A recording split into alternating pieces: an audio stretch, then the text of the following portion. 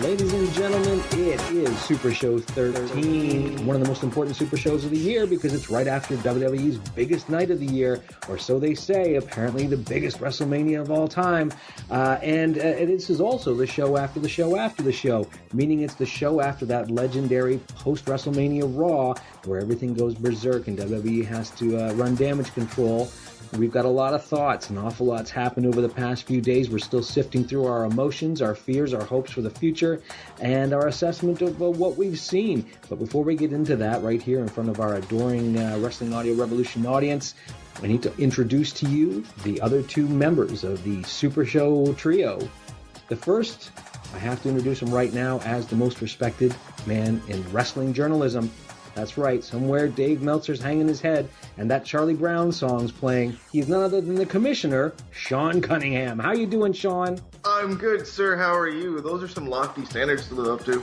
Look, man, it's not me, it's the public. I mean, to me, you're just Sean, my friend. You know, I can come to you with my problems, and you always have a solution. I always know you're on the job, but to the public at large, you're really the guy. People feel calm, relaxed, and taken care of when they hear your voice on the air, and I'm in that category as well. I feel the same way when I hear you too, Sean.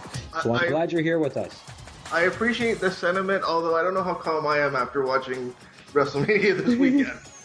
Watching how many hours of WrestleMania did you end up watching, by the way? Okay, I jumped on at 5 o'clock, and it went off the air at 10 to midnight, so you can figure it out. Oh my God! Just do the math.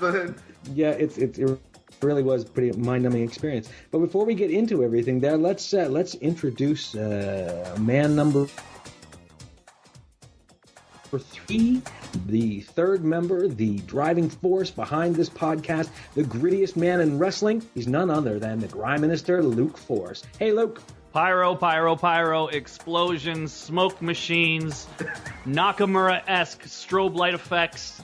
Do you know how much cheaper it is to actually have you just say that than for us to actually try to do it? I love this. WWE should do that from now on. Just put up a little graphic that says pyro. That would be awesome. See, that doesn't work. The only way you can do that is if you have an audio-only show, which is why I've told you we can never, ever do anything with video again. Because it limits us, it puts us in debt, and we don't need to be doing that. We need to keep this, real trim right now. Low budget. Low but high, right? As New Day would say, keep it tight. Keep it tight, right and tight. Yes, sir. I'm sensing a little bit of negativity, too, on the line. So you guys, we're only like 30 seconds into this podcast. You're already sort of proving the stereotypes right. But we'll continue as we go on, because I know there's a lot to get to. And let's not let the negative feelings override what was an incredible show on Friday, one of the best I've seen in a very long time. Let's keep the positives in mind as well, fellas. You know, that's the thing. I'm glad you brought that up, because while we're talking about WrestleMania, while we're talking about the fallout on the following night on Raw, it is easy to forget that only a couple of before WrestleMania, we saw one of the shows that I think was one of the most breathtaking, and really, I think we all referred to it as an almost perfect or perfect show as far as wrestling pay-per-view or special events, as they're called now, go, and that would be NXT over Dallas. How, before we get into the breakdown on this, what were your expectations going in? I know the year before they really pounded home a great show right before WrestleMania. Did you think they were going to repeat this year, or was there, a bit of speculation? That cannot be a serious question, sir. Did you see the card on paper? We all knew what we were getting with this show. 100%. But, got to be a journalist, I know, and that's totally cool. So I'll just say yes. It did live up to the hype, but I think we all knew going into it, look at all of these damn matches. Holy shit. And it lived up to it. I think if anything, maybe even over-delivered. Maybe I'm just feeling a little bit too good about that show. Maybe I need to pass the mic over to Sean, because you guys know my fucking man debuted in NXT. And I'm super over the moon about it. But I'll just pass it over to Sean for maybe a little bit more of an unbiased take on it. A little more even objective, but you know what? I have to agree with you guys. I really went into that show going, okay, how can they live up to the hype of what was being hyped on that show? And then you watch it and you go, oh my God, they overdid it. I can't believe how they did that in one night. They delivered everything and then some. Here's the thing, too, is I think as we sort of opened up our conversation the morning after, as we started, we were messaging each other and saying what we felt, kind of the unanimous thing I heard was, out of a 5-match show, that there were, 4 matches where you could not pick your favorite. 4 of them were, outstanding. And that's not taking a shot at Austin Aries versus Baron Corbin. It had a very different role to play. But between the opener with the tag team title match with American Alpha against the Revival, Nakamura's debut against Sami Zayn, the NXT Women's title match, Asuka versus Bayley, and the NXT title match, Samoa Joe versus Finn Balor, it was almost a pick'em. And I mean, while watching it, I could say, oh no, this one was the best. Until I get to the next match and I go, wow, no, this one's right up there. And I felt that kind of throughout the whole show. How rare was it to really see a show where you see so many different matches that serve a different purpose, deliver a different thing, and yet are equal on almost every level. I mean, I can't remember a show. I mean, and it was, how long was the show? 2.5 hours? 2 hours and a bit anyway, wasn't it? Yeah, it was 2 and a bit. I don't think they went long. They kept that show very, very tight and very clean. That show moved along at almost, like we said all weekend, the perfect pace, and everything was so good about it. I've never seen, I don't remember the last time I saw 4 or 5 matches go that smoothly, that perfectly, without a lot of issue. The only issue that I remember seeing, I saw a little bit of a timing issue with Bayley and Asuka, but that was in-ring timing and nothing else. Yeah, really. I mean, this should be the template. If you're doing a 2-hour or 2.5 hour pay-per-view, this should be the template for how to move that show along for the audience with a lot of emotion and intensity. There was never a point where you felt like it slowed down or you got tired. They just moved you through what was going on with such incredible precision. And I can't say enough about how much I enjoyed the show. If you guys had to pick a match, before we get into the breakdown, if you came away from that show and people were like, what was the best match you saw? And you had to say one name.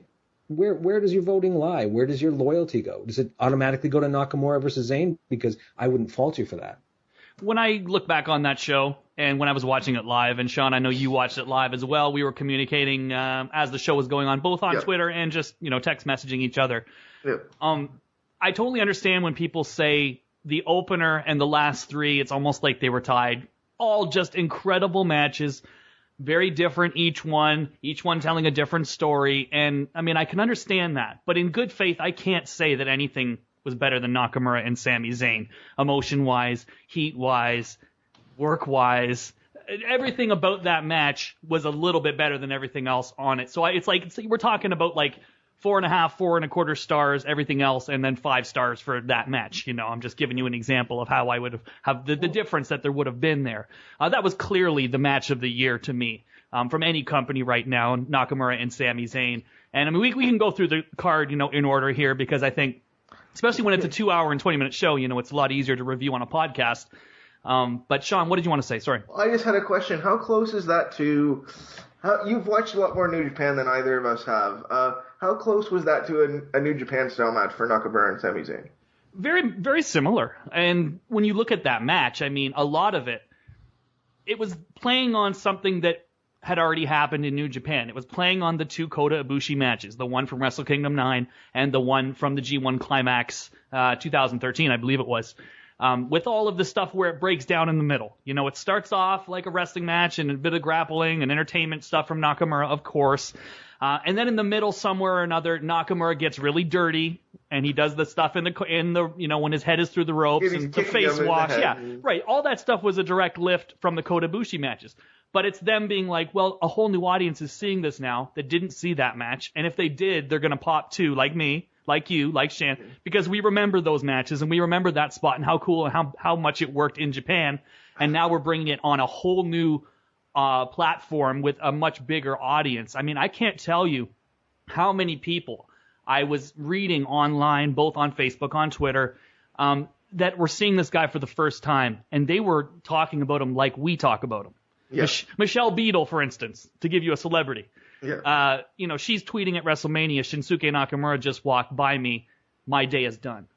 And and then you looked at the tweet the day before. She's saying, Shinsuke Nakamura, my new instant favorite.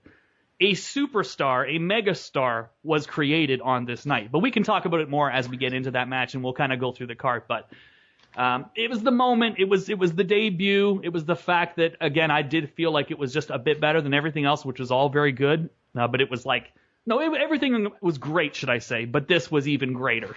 I agree with you there, buddy. Look, let's before we get too wrapped up in this, because I know this is where the focus is going to be, let's move to the top of the card first. NXT Tag Team Title match, American Alpha, Woo! Jason Jordan, Woo! Chad Gable Woo! against the Revival, Dash and Dawson.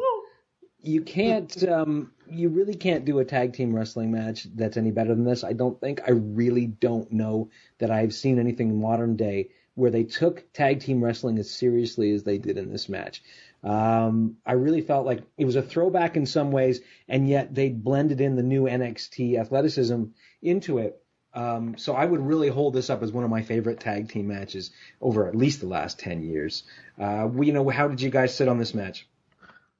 Did it look to everybody else like the Steiners wrestling the Four Horsemen? Exactly. That's all I really have to say to that. Modern day Brainbusters Yep. versus the modern day Steiners. Yeah, Can we get them out of those singlets, please? I like the singlets. I just don't know that they need those singlets. The ones that they wore that night, though, were considerably less offensive. Exactly. I didn't have any True. problem with those singlets. Yeah. It's True. the neon ones, you know. Yeah. If they hadn't had the neon ones like the weeks before, I wouldn't have even noticed. At Yeah. least this time I was like, it kind of is, but they've brought it down a little bit, made it a bit more serious. And the whole varsity club feel, too, to the jackets and There's everything. totally that, too. Man, those guys are so incredible. Like, they're so good in the ring. And it's like I said about the Nakamura match. It's like all four of those guys are awesome. And I know that sometimes people, they don't like one guy to be singled out from the pack. It's like, no, everybody was good. Everybody deserves a participation award. I agree. Everybody in this match was awesome. But Chad Gable is fucking incredible. He really is. But you know what? One of the great all-time greats coming at you right here.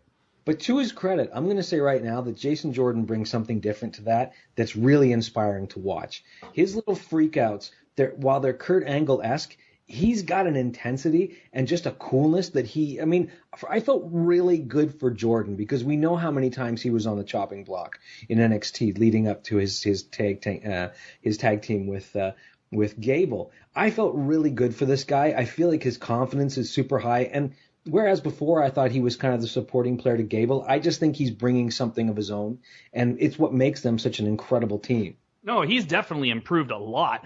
And the whole knock on him used to be, he was hanging in developmental for a long time with nothing clicking and no real opportunities seemingly on the way.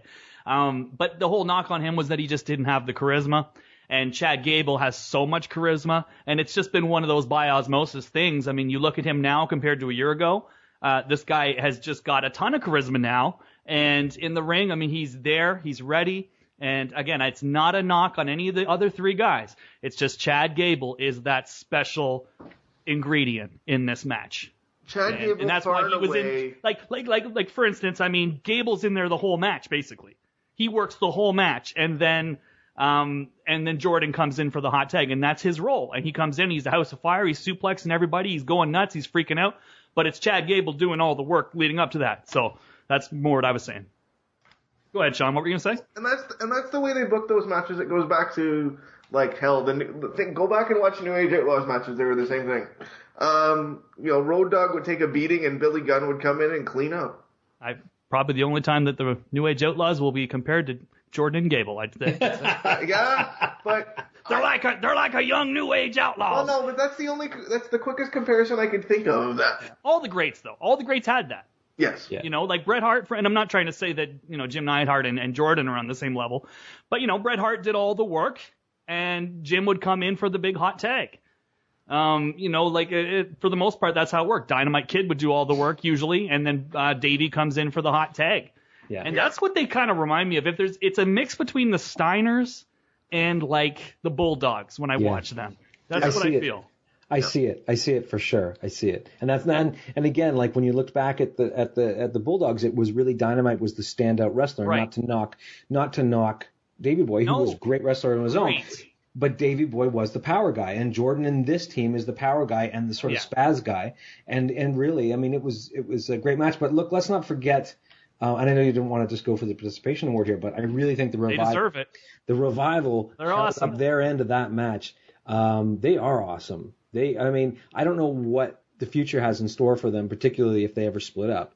But as they are right now, I think you could move them anywhere. And as long as they pulled that shtick as the sort of old school tag team guys, I think they're gold against just about anybody. It's true.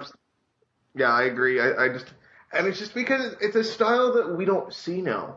Because everything had evolved to crazy bump, high impact. They're taking it all the way back to the 80s, and, they look like what used to be NWA squash matches when they work. And they have all this great heel psychology that you don't see really from many other teams right now. I just wish, again, I said it last time, but I'll say it again, I do wish that they had the same kind of heel psychology in their verbal abilities. Yeah. Because it's all fine to have this guys that are very straight-laced and everything, but there does come a point where it's like, if you can't talk, you're not going to get past a certain point. Yeah. And for them, who knows? You never really know what somebody is going to turn into, though. Can you give them a manager? Oh, they would be perfect for that. God, man, you really do wish Larry Sweeney was around still. It's too bad he passed away. He would have been the perfect modern-day Bobby Heenan. But, who knows? I don't know who you'd put with them, but you could probably find a talker for them that would be pretty incredible. What I'm saying. Just find somebody to put with them. Yeah. Who would you put, Sean? I don't have anybody off the top of my head. Top of your head. But I'm trying to think of somebody on the roster, though. If he was building a stable, I'd put Heyman with him because I do think Heyman would manage these guys well as sort of like I can see him pushing them as like the old school. What were they? Were they called the Mechanics before? Is that what their name was before? Yeah. They wanted to tease that idea. Yeah. I mean, just building them as the guys who are kind of the top technical dudes. I think that would work. But I mean, if you were going to have a lesser manager, I don't know. They don't have enough guys really on the roster right now that they play up as managers, and I think that is something that's missing from the product right now. I liked the idea of having factions built around a great talker. I wish that Heyman would begin a faction like that because it would always made it cool because your babyface could work his way through the guys on the faction, and that's the way they booked stuff for years. Oh yeah, and it always worked. But do we need to say anything more about these guys other than really great emotional ending to that match with American Alpha going over? I mean, you had to feel good for everybody. And again, I mean, my heart went out to Jordan really because it looked like this was elusive to him. And to see those guys celebrating in the middle of the ring, great way to start the show and great way, just to mark that moment for NXT. One final thing too about the what are they called? The Revival. Yes. Is that I was very impressed with them the way that they handled the botch. They had the one of their finishing moves. I don't know if it's a finisher, but it's one of their big moves. It's like a powerbomb in a clothesline type thing off the top rope. Yeah. And that got botched. Just the balance was off. Missed it by a country mile. And the crowd chanted, "You fucked up," and the crowd chanted Botchamania. And just the way that they handled that, a lot of people will fall apart when that happens, especially greener guys. And not that these guys are particularly green. I think Dawson in particular is like pretty much a veteran at this point. But nonetheless, the way that they handled it, they just kind of sneered at the audience, and they kind of like mocked them a bit with the cheerleading and then right back to business. And I thought that was very impressive because I've seen a lot of people fall apart from one big botched spot that the crowd turns on. We see guys on Raw and SmackDown fall apart from all the time. Yeah, so the fact that they were able to put it back together, kudos right back to them. Together, just like that. Drop of a dime. Total professionals. That almost says more for you than for guys who never make a mistake. Yeah. Because things are going to happen, and when you can pull it all together and you can kind of laugh it off and get moving, it makes a big difference. So yeah, good for them. It makes them, I think, a more valuable team going forward. I think we'll just very quickly cover the fact that Austin Aries and Baron Corbin put on a match, do we think this was Baron Corbin's last official NXT match, or is he fluttering about between the two? It's hard to really know the way that they do things, because you'll think that guys have moved up and then they'll still be around. I mean, Sammy moved up and then it's announced that he's facing Nakamura. So it was like, you never really know when guys are gone. Cesaro will still pop up, or would before he got injured from time to time, a name that will show up later on this podcast. But, it's going to be hard. It's with him, though. By the way they booked him Sunday, and we'll talk about that. Yeah. I don't think he's going back. I don't either. And there's a very common thread when you look at the people that were called up. But we'll get to that as we get to post-Mania. We got a lot to get through here on Super Show 13. Exactly. Regardless, let's just say Austin Aries pulled off the win with a little roll up, and it was all fine and good. Baron got out at least with his head up, and Austin Aries got a little win. I think Baron could be going back just to gloat.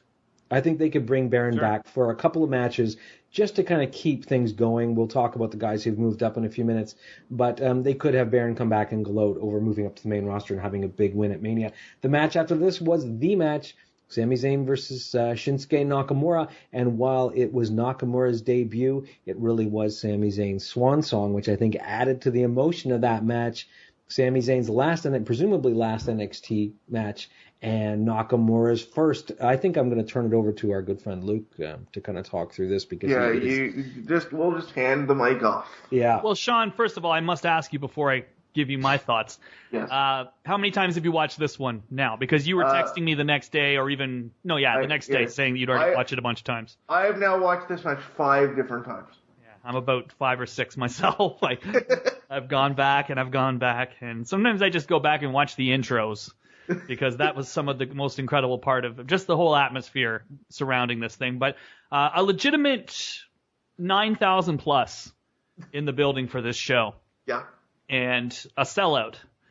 And Dave Meltzer of the Wrestling Observer has credited Shinsuke Nakamura's debut as the reason that the crowd was as big as it was and that they actually sold the building out. You wouldn't have really, as much as I was anticipating a good reaction, I don't think I was anticipating what I got. But first of all, of course, Sami Zayn comes out to the catchiest darn tune you ever did hear.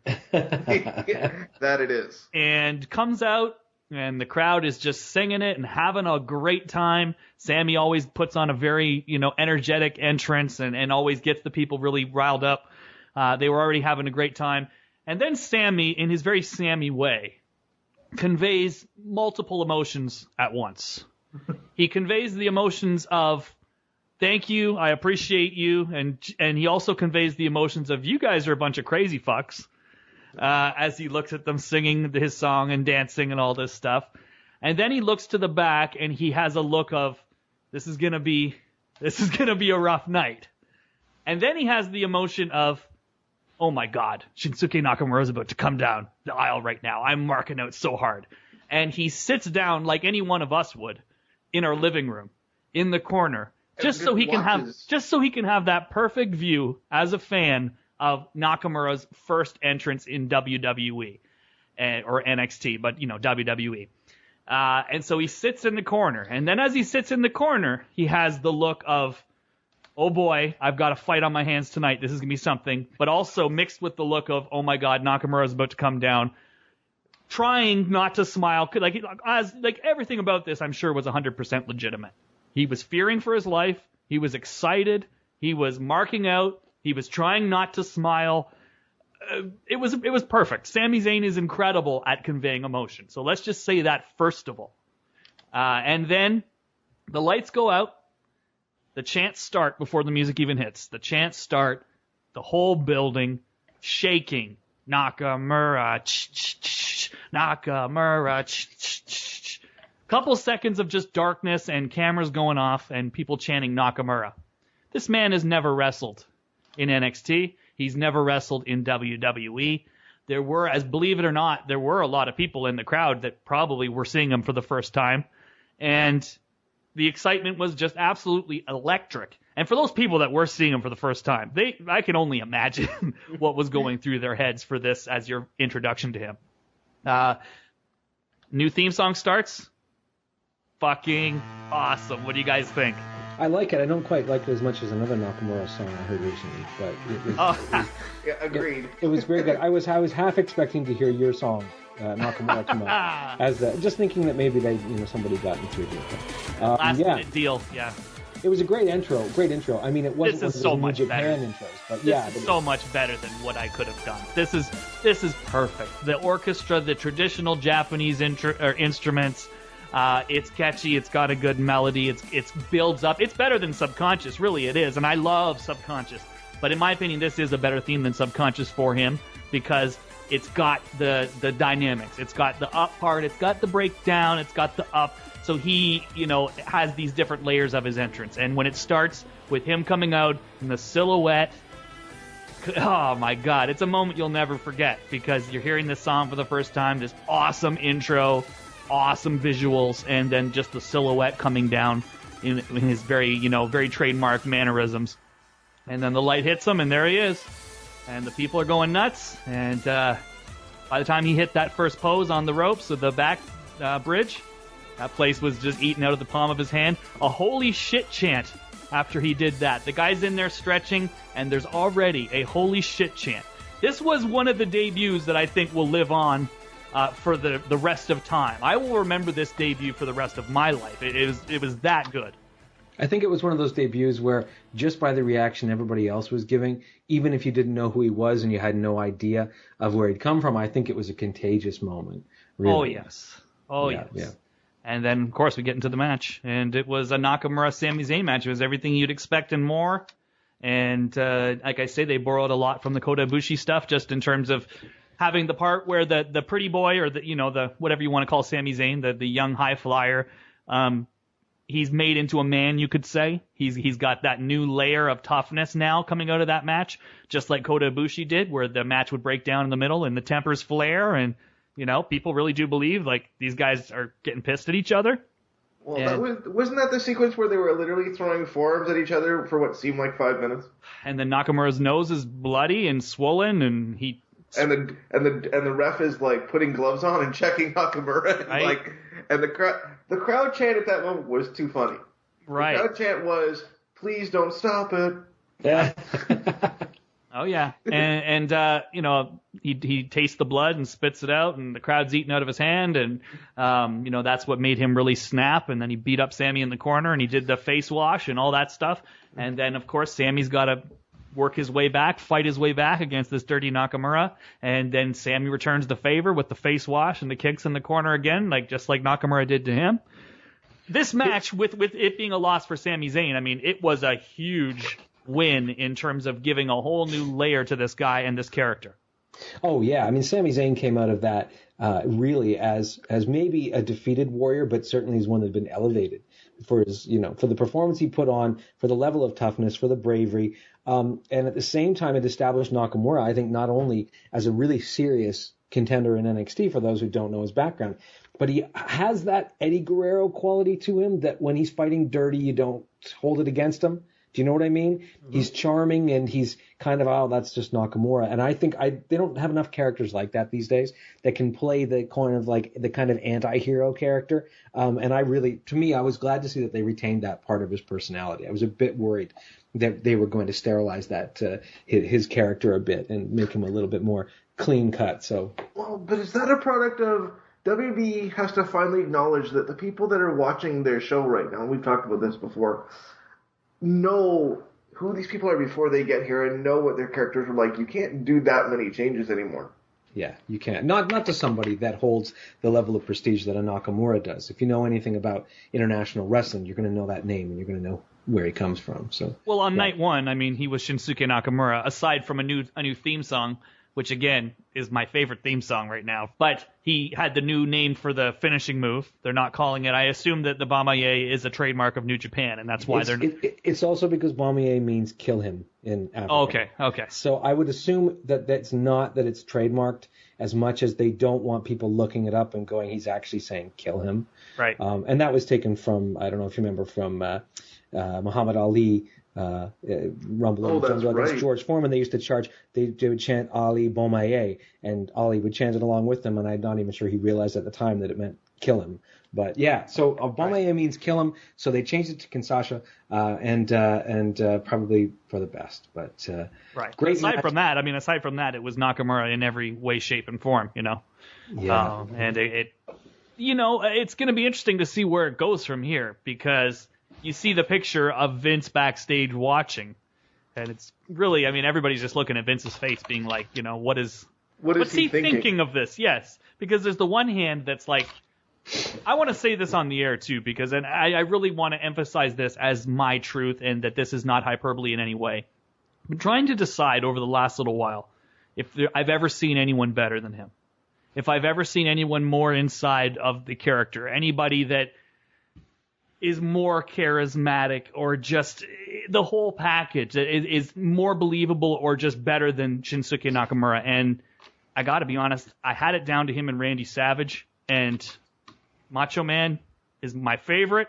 He's the man. He's probably the reason why I got as much into wrestling as I am. I almost feel like Nakamura may be better.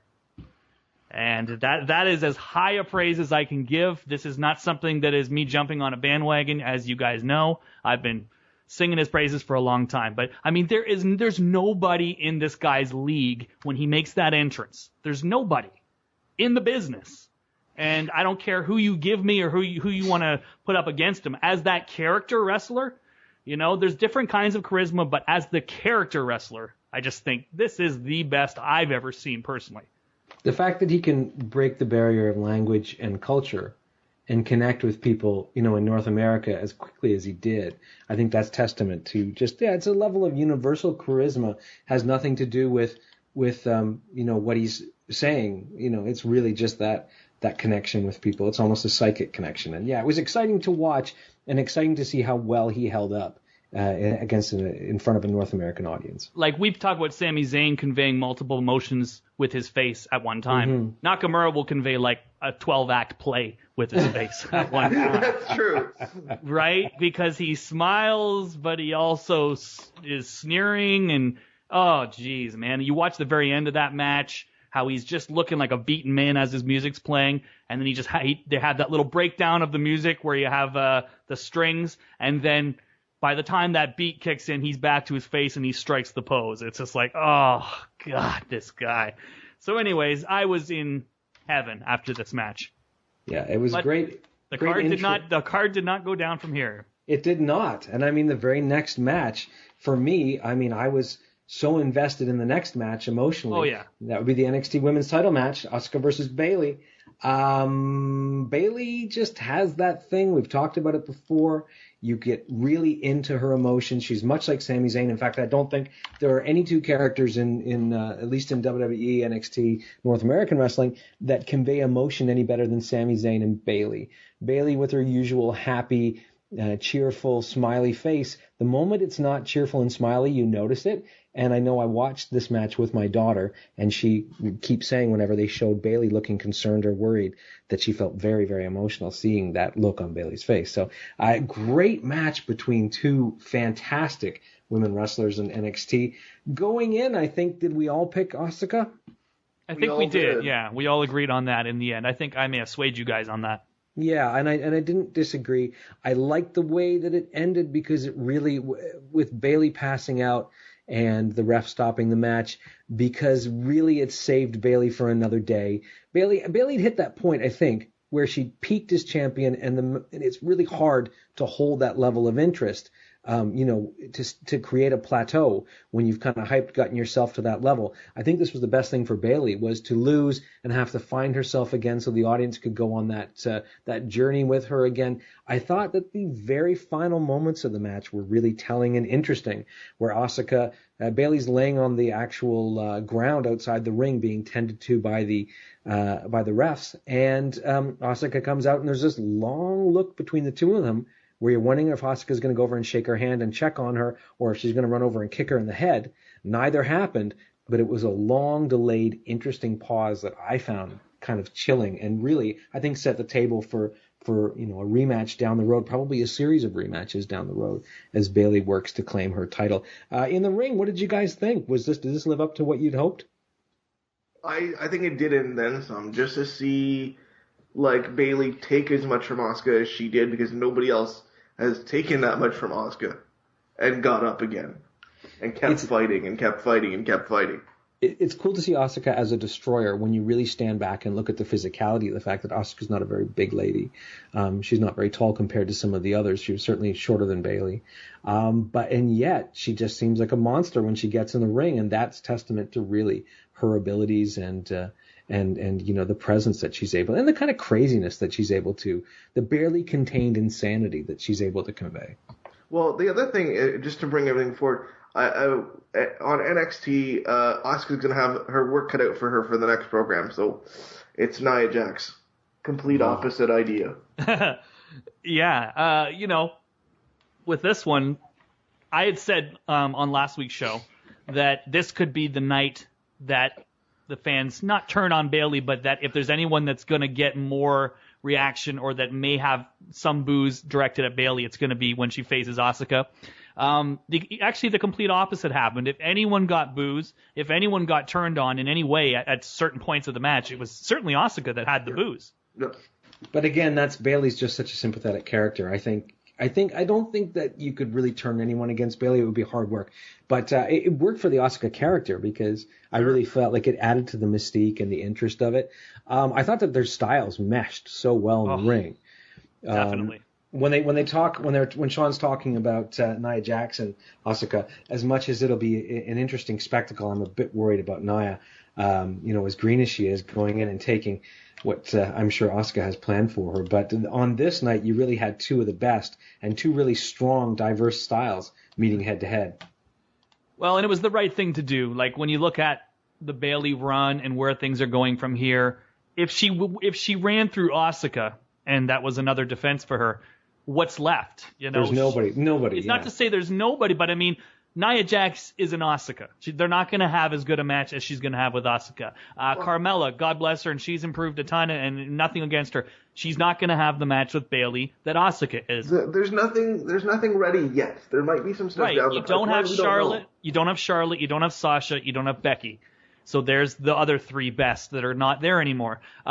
Eva Marie gets a ton of heat. You're not going to have the match that Asuka's going to have. So it's like the best person to lose it to that you want to keep a storyline going with and have more matches with is certainly Asuka. You don't want her to just run through her. So that's what I thought. And like you say, Shan, I mean, she's convincing as the crazy girl that's gonna mess you up. And she did. And it was awesome. And perfect finish, protected Bayley 100%.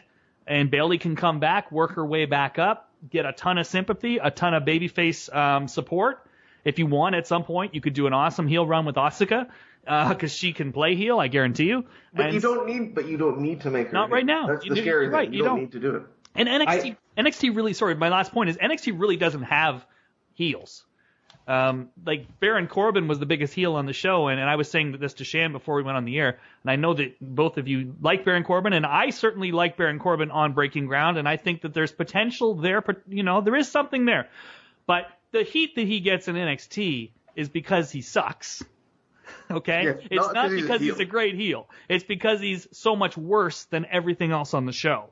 And although greener than grass. Yeah, although he's improving, and although we may have something here, although he doesn't have a physique, he is losing his hair. I guess he's got a bit of a cocky attitude, especially like the character that they gave him on Breaking Ground. If they could just find a way to completely, transport that onto the wrestling shows, that would be good. But I think they may have, or at least they're attempting. Well, they certainly didn't on Monday, if that's what you're hinting at, because that was one of the worst promos I've seen in a hell of a long time. That was awful, but we'll talk about it. But again, that wasn't him. That's now Baron with the writer. That's what they've come up for Baron, and they don't know how Baron talks, and they don't know how Baron reacts. So, So that's there really isn't heels. There's just Baron and Eva, and both of them, their heat stems from them being so much worse than everyone else. Yeah. And having them not be accepted at the level that these other people are being overpushed. Accepted. You know what? And that is the easiest way to put it. Overpushed for their ability is why these people, Eva and Baron, have the heat that they do, because they're overpushed for their ability. Eva because she's beautiful, according to everybody, and according to Vince, and according to Hunter, and Baron because he's big. There you go. Well, and Eva, the same thing. Eva's like tall. Eva's like very extremely tall too. She's getting overpushed because of her looks, though. That's it. Yeah. She's sort of the Roman.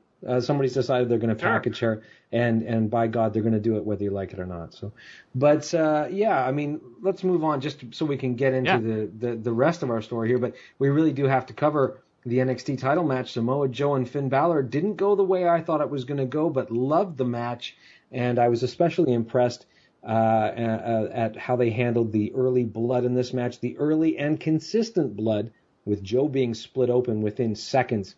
of the match starting, and that blood lasted for quite a while. I mean, thank God it wasn't at WrestleMania. I think Vince would have taken a big steaming dump. But yeah, a crazy match, and I almost found it even more entertaining to watch the refs and the techs run in and try and close up his cut every chance that they could. And really, it wasn't until near the end of the match that the blood slowed down. What did you guys think about this match in general? Didn't you think that match added some kind of weird sports credibility to it? It certainly did. Talk about intense. Yeah. And you put the blood in there, and every match or every move was, a bit terrifying. Every move was like, oh my God, he's going to split it open more. He's going to bleed all over here. He's going to bleed all over there. It was a credible match. It was a gruesome match. Now, what sport are we talking about where the first sight of blood we freak out and we stop the fight? Boxing. First sight of blood, they stop the fight in the middle of it? They don't stop it. But that's what they did in wrestling. Well, no, I understand that, but in between rounds, you'd have to close that cut. In between rounds. This was in between punches. No, they'll pause the match if the guy's bleeding too badly and have the doctor get up to take a look, especially if it's a cut around the eye. In boxing, they absolutely do. A cut around the eye. The same thing too if it's around the eye. A cut around the eye is deadly because if too much of that blood actually goes in your eye and can't be blinked out, it'll start to decay or damage your actual eye itself. So that's why eye cuts are so important, and that's why I think they were so desperate in this one, because that blood, it was such a mess you couldn't actually tell. I don't think it was going into his eye when you look at it later, but I think that they needed to keep a really close eye on it. So no, I do think that in actual sports, they do stop. I know for a fact they do stop to make sure that an eye cut is not too severe, because they will stop it on the spot. And I think that was probably the worry here, because in wrestling, they knew going into this match, it's going to be at least a 15-minute match. He's going to be 15 minutes with that blood. You got to close it up quick. Oh yeah, close it up with a towel. Yeah. Great job closing it up. They didn't even they can't even afford Vaseline. Well, I don't really know what they were trying to accomplish with all that. Because clearly it wasn't part of the match, and they didn't know what the. It wasn't part of a match. They supply these guys with gloves in their pockets that they can put on whenever you have any blood. Like he puts it on for Nakamura, and Nakamura's just got a little bit of blood coming out of his nose. They got the gloves on there. I think that's regulation, though. I think they have to do that. And also, I'm pretty sure they were putting a coagulant on around Joe's eye, because I did see them when they had him off to the side, that there were two guys tending to his face. There was a trainer, somebody doing it. They have to do it for sponsorship reasons. They have to do it for other reasons, not athletic commission reasons. Legal reasons. No. Yeah. So that's why. I mean, it's just, but for me, you know what? I say that, but on the other hand, I heard a lot of complaints about this match, that the flow was completely ruined by all the involvement from these morons with towels that think if you just dab something down with a towel, it's going to stop. But, this was, for me, it did add a realism. It did add another layer of real life. And even just from the standpoint of Joe being completely in the zone and shoving these guys away for the first few times that they tried to even go anywhere near him, because Joe had the wild eyes going. And that's understandable. You get in the zone, you get your adrenaline going for a match, and then these guys are constantly jumping in there with the towel. So, I mean, it didn't ruin the match for me. It did for a lot of people that I've heard from. But at the same time, it added a realism just from the standpoint of, okay, well, we know that this is real. This isn't part of a work in terms of these guys getting in there. They're obviously being told to jump in there and get this blood taken care of, because they don't want it on their television. So, I mean, that's the way I felt about it. But they worked a great match. They were both fired up, as we could tell. And Samoa Joe, I had predicted Samoa Joe would have won, and he did not. I think we all did too. Yeah, he did not. And Finn Balor retains. And retains with the Roddy Piper. Yep.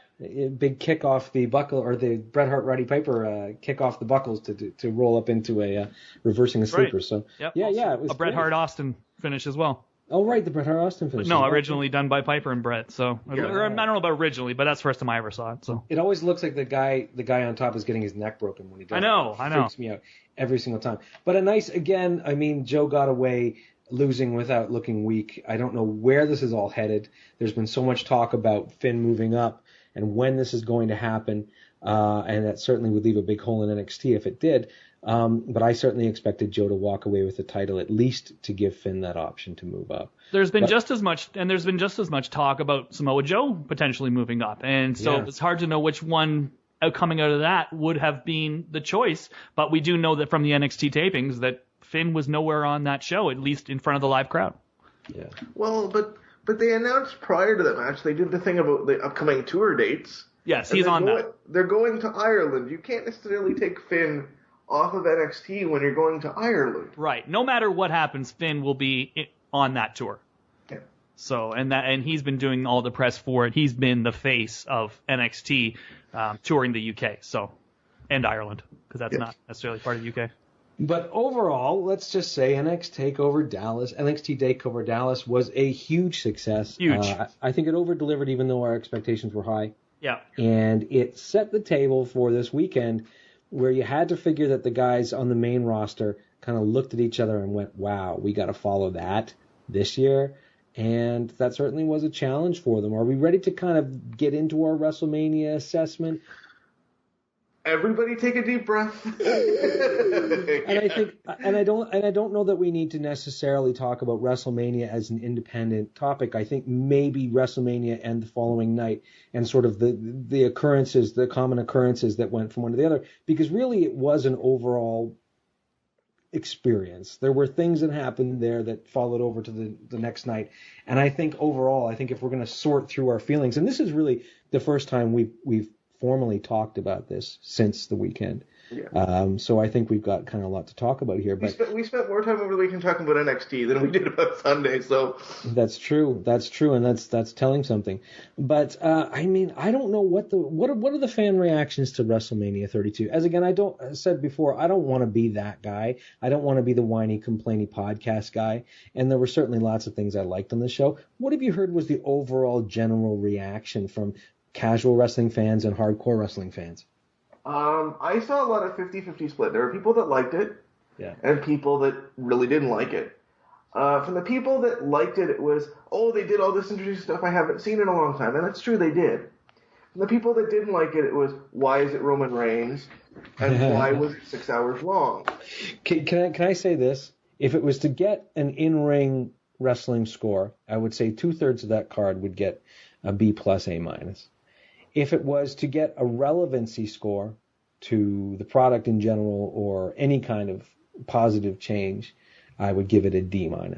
It was one of the most irrelevant WrestleManias, and we'll break this down as we go, but it was one of the most irrelevant WrestleManias I can remember in a long time, where the general theme seemed to be to sacrifice the important components or the important talents on the show for the sake of something that gives you a very limited short-term return, meaning that something would happen that was really only of value to the people watching at that exact moment that night and really either hurt the product going forward or did nothing to improve it going forward. That's my major complaint. So if you loved WrestleMania and you're throwing stuff at your computer speaker or your iPod at the sound of me criticizing it, that's my general feeling, is that yes, they put on some really, really good matches, but the outcomes generally had no real purpose for what was moving forward. And Sean, you and I talked for a little bit just before this, and you kept reminding me that WrestleMania, while I tend to think of it as the beginning of something, it's their year end. And so while I always feel like they should be building something that's going to tell you about the product for the coming year, maybe it really is just their way of tying up loose ends. It seemed like a pretty expensive way to do it in front of an audience that you're only going to have once a year, but maybe that's all it is, and maybe my expectations were just too high. I don't know. I don't know about too high, but like I said, like I was saying to you before, maybe we just need to change what the expectations are. You know? Maybe you have to look at it as they built to this. This is the pinnacle, and you start over the next day. I guess. But I just think, like, if I'm a casual fan and I'm watching this show, and I'm kind of hoping, you know what? I'll dish out my comments as we deal with the actual stuff that went on. Yeah. Here are the things I really liked. I really thought that the opener IC title match was really, really good, and if I hadn't seen Raw the next night, I would have said it was massively relevant. The main reason being that Zack Ryder had not only his WrestleMania moment, but he won the IC title in what I thought was a hell of a good ladder match. There have been so many high-profile ladder matches in the past few years that it's hard to do something that stands out. They tend to kind of blend together. I thought this one had some really cool, interesting spots. Not all of them were crazy dangerous either, although there were some of those. But I thought that there was a great psychology to it. It really was built around the fact that Owens and Zayn couldn't be in the ring together without punching each other in the head, which was exciting, and that was certainly the heart and soul of it. And but they pulled off some pretty cool stuff. And when Zack came down off that ladder with the belt, I thought, oh my God, Zack Ryder, yeah, Zack's got his moment. We moved Zack up. Of course, he loses it the very next night to Miz, and Sami Zayn and Kevin Owens are now not even concerned with the IC title. Did you see that coming? No. Luke, you want to... It was a really good match. As far as WrestleMania as a whole, I've been quiet here for a little while, just letting you guys talk and listening and soaking it all up. There was a lot of good stuff, a lot of good wrestling on this show. There's no question about it. It was a 5-hour show, and I would give it pretty much the same rating and the same grading system that you gave it, Shan. B+, A- for a lot of that show. There was not one great match on the show. There was nothing that went past good or really good to great. There wasn't. And as much as I like, say, the Divas match, for instance, I couldn't call that a great match. I could call that a really good match. But at WrestleMania, when you don't have one great match, that's one thing that will certainly hurt a 5-hour show, especially when you'd seen one really, really great match and a bunch of other great matches on Friday night. As far as the ladder match, I thought it was, really good, really creative. Sin Cara is nuts. He was the madman of this match, including also Sami Zayn taking the old El Generico backdrop from Kevin Steen. I think Kevin Steen and El Generico, they've been watching, or should I say Kevin Owens and Sami Zayn have been watching a lot of Kevin Steen and El Generico. What do you think? I think so. They ripped off a lot of their spots. Yeah. I think they've done this match before. Yeah, and I think they'll do it again. So they did the old backdrop, from Final Battle there on the ladder, which is just, quite frankly, stupid. It really is. It's breathtaking, but it's just like, when I watch Kevin Owens too, especially in these type of matches, I truly do get worried for this guy later in life. How he's going to be feeling in 10 years, 15 years, with all of that weight. Coming down, with all of the moonsaults he's doing, with all of the crazy shit on the ladder and everything else. He likes to do back first on the ladder a lot. At the end of the day, this guy is carrying a lot of weight around, and that's the reason why high flyers at his size usually don't last. But he's been doing it for a while, and again, God bless him. And if he's feeling good, or if as his career keeps going here, he's still feeling good, he doesn't feel the need to change, then God bless him. But I worry about him. I worry about him too, because truthfully, the point that he's gotten to in WWE, at least right now, he kind of doesn't need it anymore. I think fans are really into the character now, and obviously, his finisher and some of the other moves. I'm not entirely sure he needs to pull out the high-flying moves as often as he does anymore. I don't think it's necessary. I think maybe save them for a special occasion. He's a multi-talented, multifaceted pro wrestler. I think it's hard for a guy that can do that much to not do it, frankly, especially when he's come from the indies and he's been trying to prove himself. I think it's maybe hard to switch that over, but I agree with you. Sooner rather than later, he should tweak his style so that it's not happening quite so much. I would think the longer he stays with WWE, that you will see that. Yeah. But I agree with you both, because he's come from everywhere else, and the mentality is do everything that you can do. Yeah. And Sammy, God bless him, because all the stuff he took in that ladder match, and you think of what he'd been through 2 days prior. My heart stopped on Raw when he took that tumble over the ropes and it looked like he hurt his shoulder. I thought, oh my God, no, because if there's a time you are going to get hurt, it's going to be after two massive matches like that. And Sammy certainly put in quite an effort on Raw the next night. So Zack Ryder winning. Was it a ridiculous thing to do? Was it a throwaway? I'm not sure what's happening now that Miz is the champ and Miz and Maurice are back together and Zayn and Owens are off doing whatever they're going to do with no real concern for the IC title. Was it a throwaway to give it to Zack, or do you think there's something else going on? Yes, it was a throwaway. And just consider this for a moment. Last year, secondary titles, John Cena and Daniel Bryan. This year, Zack Ryder and Kalisto. Whatever worked, okay, now Miz. But if you look at just WrestleMania to WrestleMania, one year we got John Cena and Daniel Bryan holding these belts and bringing them up to a whole new level. And then 1 year later, we're back to Zack Ryder and Kalisto. Nothing against either one of these guys. They're not elevating that title, and that title is back to being irrelevant. And if you look at what happened on Monday Night Raw, need I say more? Well, and can I bring up a point that you mentioned on last week's show? You talked about how hell-bent they are on giving people a moment. The Zack Ryder win is a moment. His dad coming out of the crowd, jumping the barricade to celebrate with him, is a moment that some people will think about. And they're relying much too heavily on those. I agree with you. That has been my major complaint about most WrestleManias and this one, and we'll get into more of those examples as we get there.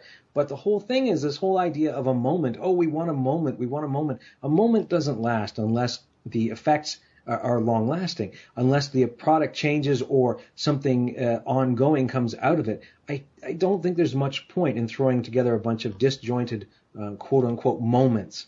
I'm not sure that it does much for anybody. But then, I mean, I think we've seen recently they're not as concerned as they should be about what happens next, about where the product goes and what they're doing. I mean, I miss the days when Vince had guts, when he would jump on whatever the audience was going for and really deliver the highest level of that.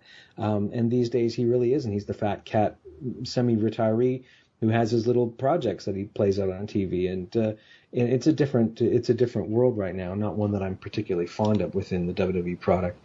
But when you're talking about moments, I mean, in the very next match we had AJ against Jericho. I fully expected AJ to have a win. I'm not going to complain that he didn't.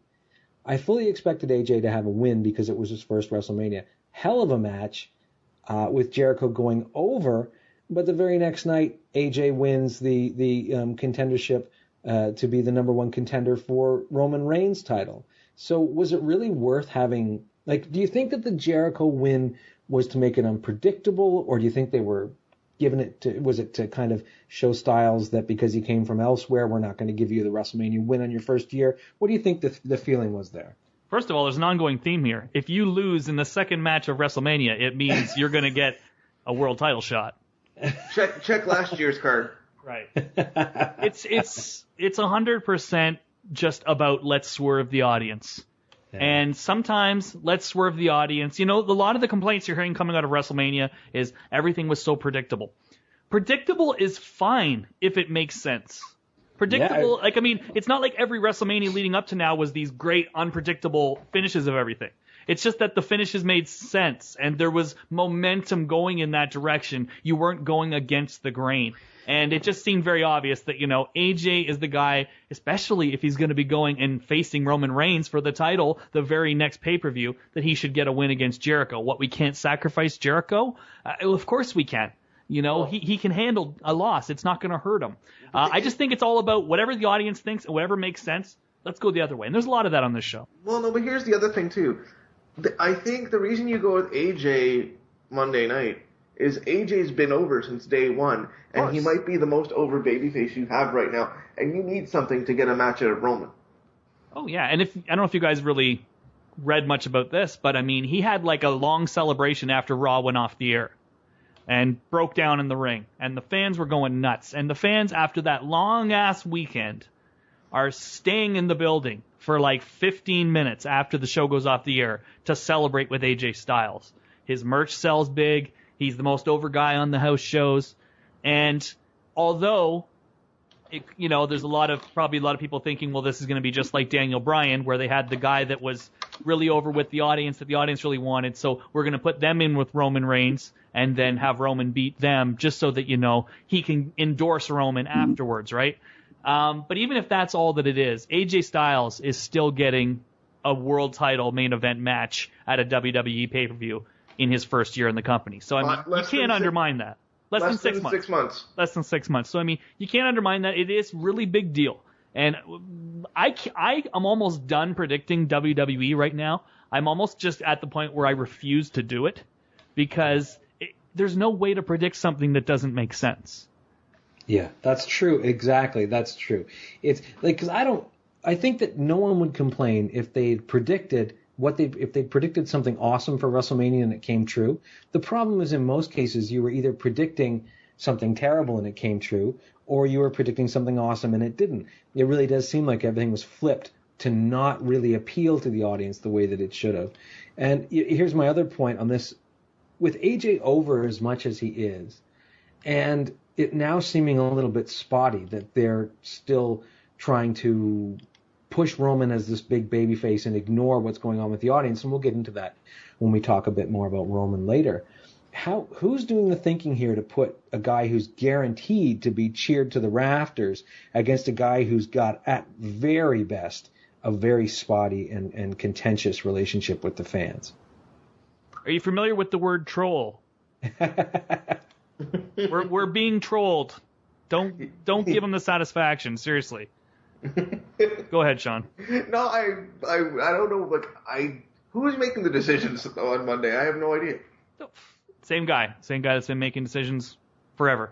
You mean he actually did something that the people like? God forbid. Yes, of course.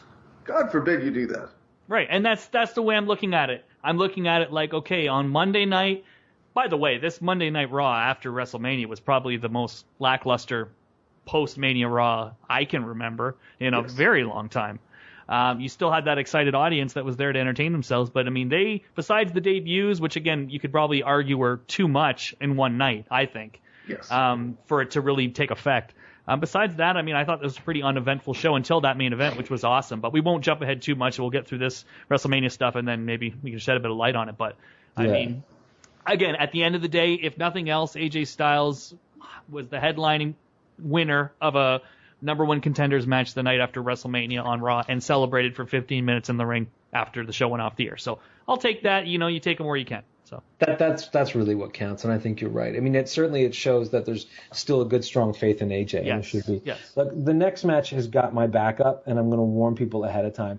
I love the New Day, and it isn't just simply about me loving the New Day. But when you're going to put so much into a team that the fans are way over, they gave them a great entrance. These guys are self-made men. When this trio was put together, it was not with the intention that they were going to be huge stars. They've done it all themselves.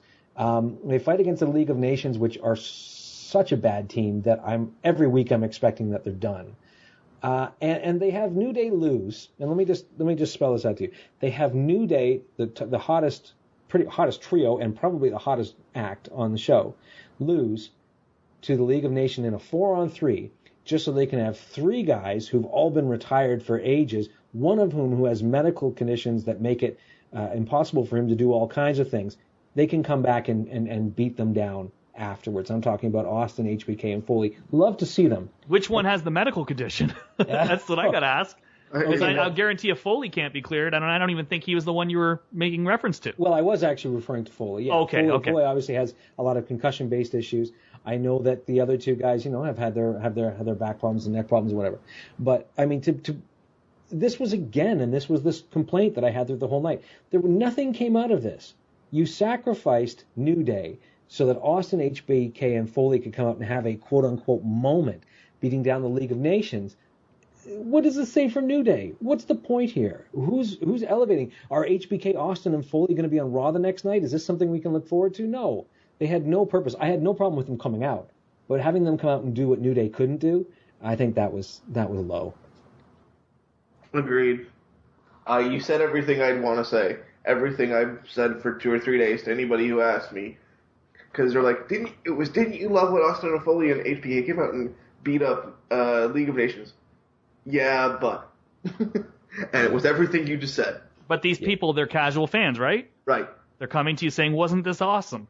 Yeah, exactly. This is Vince. Sorry, Shane, you want to say something before I go into this? I'm just saying that if the casual fan thinks that's awesome, is it with the intention that they're going to tune in? Do we not want the casual fan to join the current product? Because that's not what they're going to see. They're going to see the guys who were undervalued and beaten down at the expense of these legends. I just don't see it. I know that's Vince's idea, but it's so short term and so just in the moment and with no concern for what it does. Like, it creates carnage just so he can have a little moment. And I hate it, but that's just me. This is the comparison I want to make.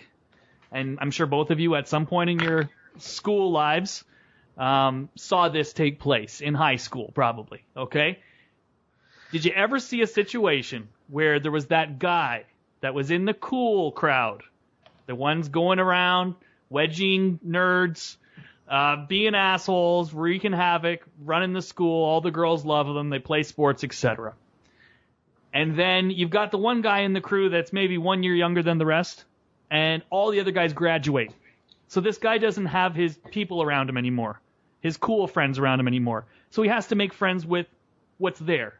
He has to make friends with the people in the band camp. I don't know, whoever. Yeah. And he hangs out with them, and then they become friends, and he becomes a part of their group of friends. But then the cool guys come back on the weekend, and you run into him downtown, and he acts like he doesn't know you. Not only does he act like he doesn't know you, he wedges you and pushes you down and laughs. Even though all week and all year you guys have been best buddies, but now that he's in front of his cool friends, he hasn't got time for you, and he treats you like a punk. That's Vince with all of his current stars. When you were giving that description, I thought, oh my God, he's been reading my diary. Yes. That actually... Were you the guy? Were you the cool guy wedging nerds, or were you on the other side of the coin? I don't know. Well, let me just say, I had underwear burns on my rectum, so that'll tell you what it was. But am I right or am I right? That's exactly what it is. That's the perfect analogy. And then the very next day, or the very next Monday after the weekend, he's gonna walk right up to you. Hey man, how are you? Exactly. Right? And that's exactly what happened, what Vince did on Monday with the Wyatts. You know, is and the right, New Day. In the New Day. But do you notice this theme too on WrestleMania? WrestleMania, whether it's the beginning, whether it's the end, it's supposed to be a happy show. It's supposed to be a show that makes you feel good, right? Am I wrong or am I right? Yeah, I agree. It's supposed to be the happy, biggest show of the year. It's WrestleMania weekend. Let's party. Let's have fun. All of the guys that the people are invested in and behind and like and make the audience have fun. AJ Styles, the New Day. Like, you can go up and down the card of guys that ended up losing in this match that were actually the ones that would have made the fans happy if they won. Sasha Banks, right? Whether you agree that Charlotte's run, it has, it's time, or whether it's not time to end it. I mean, the happy ending there with Sasha Banks, especially with Snoop Dogg there, because that was awesome when he introduced her and rapped and all that stuff. There were all these moments that you had for these happy endings, and they just decided every single one of those, no, let's not do it. And the New Day, the worst thing about those guys, the three of them running down and handling these other four guys that the New Day couldn't handle, is that after that, they're partying, they're dancing, and Austin clowns. I'm not blaming Austin, but I mean, I would have liked if he had said, I'm not going to do this because it makes these guys look like jabronis. Austin stuns Xavier Woods. Yeah. So not only and you know that somewhere in a boardroom they're sitting around saying, "Oh, this will give the New Day a big rub." They're going to get such a rub from being in there with these legends. It'll be great, and then Xavier has to come out and say that it was his own fault that he got stunned. And then he's got to come out and say it was his own fault. Yeah. I just thought they completely clowned these guys out, and they treated them like I say, like in high school when you see that with the cool guy and he comes back on Monday and then he's acting like your friends again, That's exactly it, yeah. It is. It's again, and it's been my major complaint, a lack of value focused on what you have, and more this kind of like craving for what you don't have anymore or what you wish you had. It just placed more value on what you've got. New Day are money, and it didn't hurt them that badly, but it really didn't help them, and it should have helped them. I mean, it's the fact that Vince doesn't have any competition, so he can afford to do that. In the old days, Vince would have jumped on New Day, and he would have protected them, made them huge. And he would have rode them until there was nothing left. Exactly. Well, but now also, he doesn't realize that these casual fans, like the ones that come up to Sean and say, "Oh, that was awesome," when Austin, Foley, and Michaels beat up the League of Nations. He doesn't realize that those people don't tune in on the next Monday. They're going to be joining you again next WrestleMania. That's right. So that is a problem, Yeah. And next WrestleMania, these legends are not going to be there. And they're going to be a year older, and it's going to be a year older. I mean, it's just a failure to build for the future that drives me mental, but I've been talking about that for years. I'm sure people are tired of hearing me talk about it. But it doesn't change. That's the thing, and that's why you have to keep talking about it. Yeah, it's true. Yeah.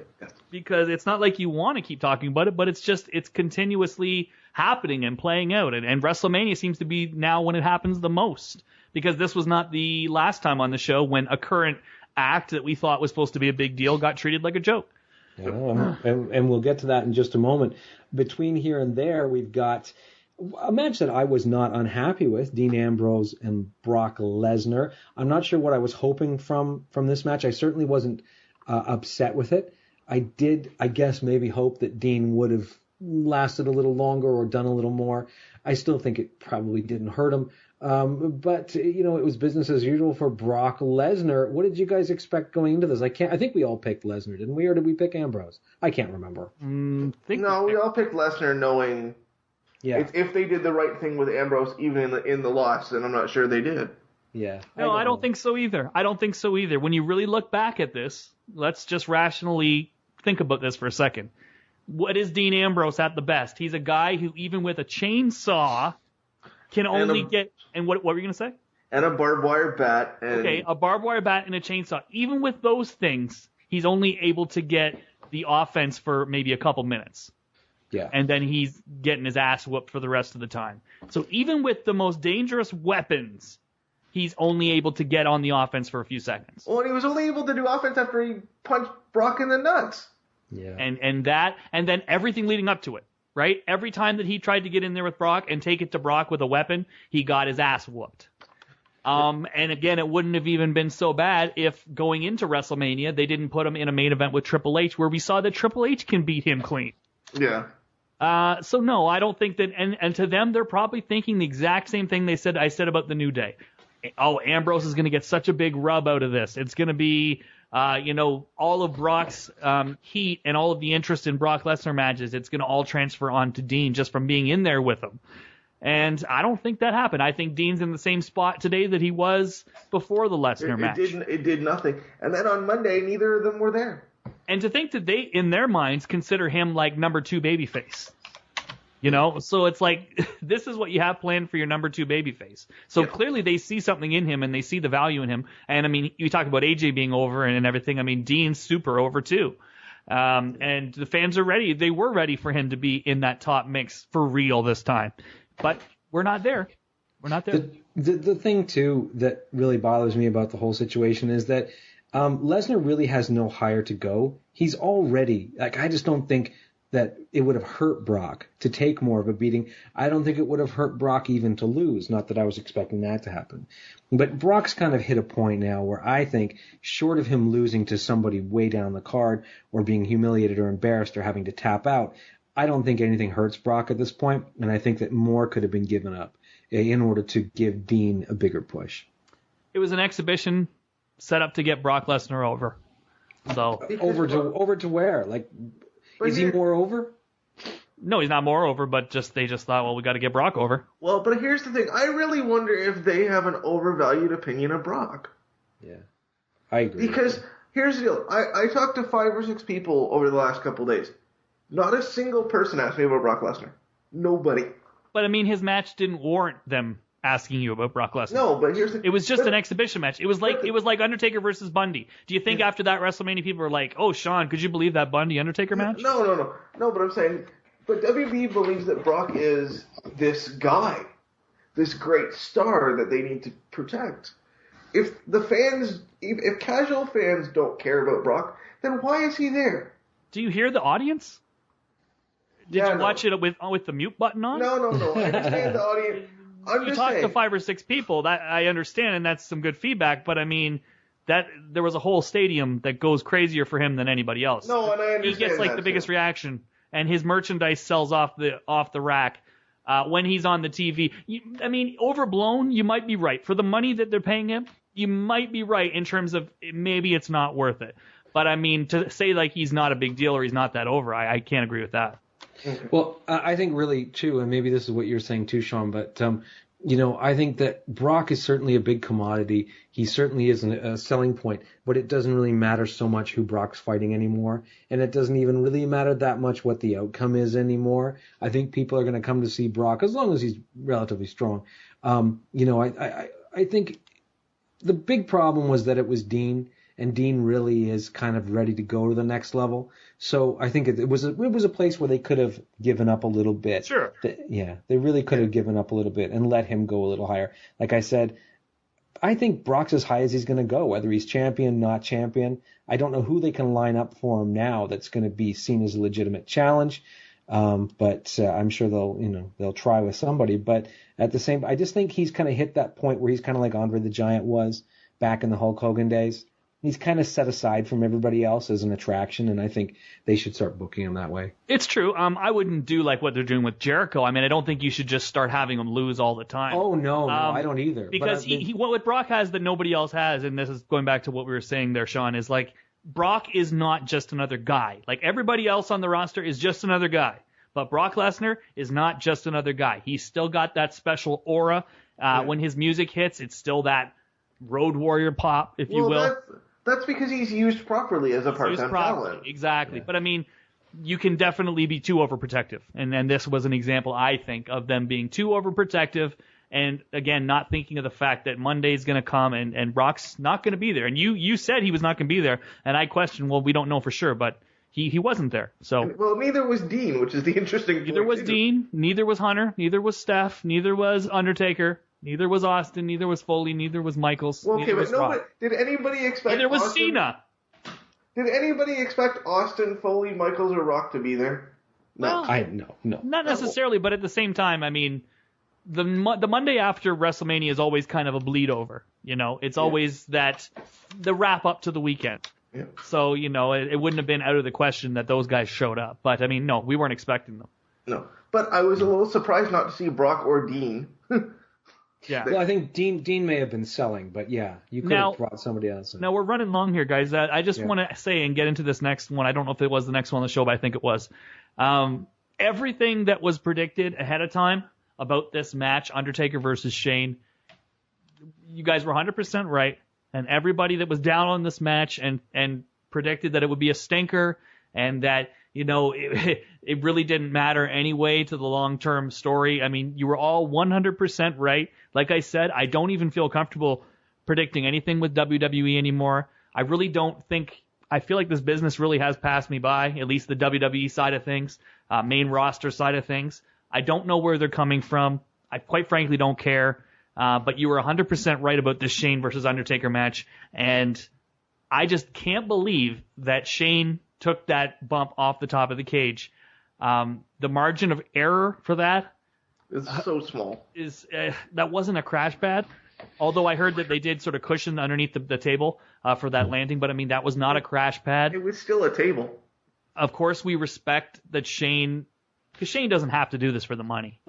You know, it's the one thing about the McMahons that you've got to sort of give them credit for is when they do these insane things, they're doing it because they love it. They're not doing it because they need the paycheck and they have no other choice.